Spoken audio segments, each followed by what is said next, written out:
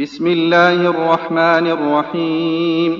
سبح لله ما في السماوات وما في الأرض وهو العزيز الحكيم.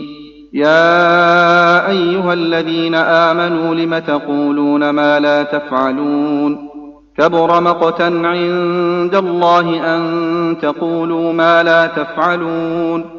إن الله يحب الذين يقاتلون في سبيله صفا كأنهم بنيان مرصوص.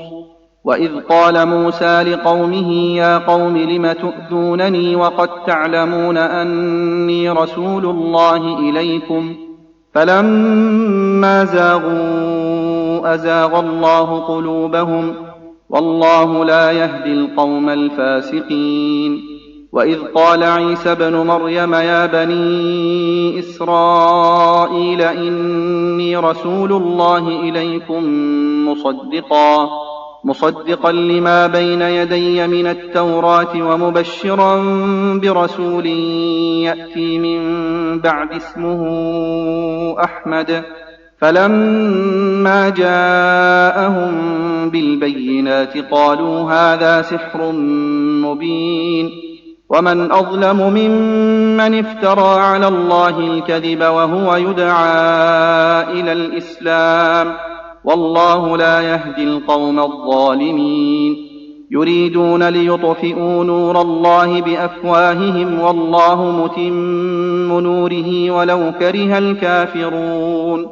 هو الذي أرسل رسوله بالهدى ودين الحق ليظهره على الدين كله ولو كره المشركون. يا أيها الذين آمنوا هل أدلكم على تجارة تنجيكم من عذاب أليم؟ تؤمنون بالله ورسوله وتجاهدون في سبيل الله بأموالكم وأنفسكم ذلكم خير لكم إن كنتم تعلمون.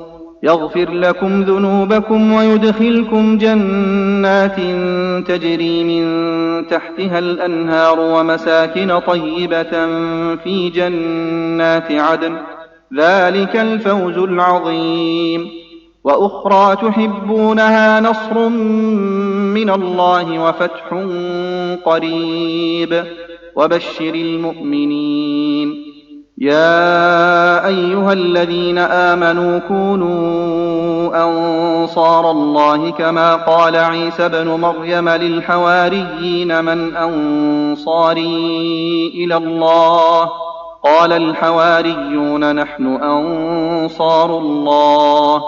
فآمنت طائفة من بني إسرائيل وكفرت طائفة فأيدنا الذين آمنوا على عدوهم فأصبحوا ظاهرين.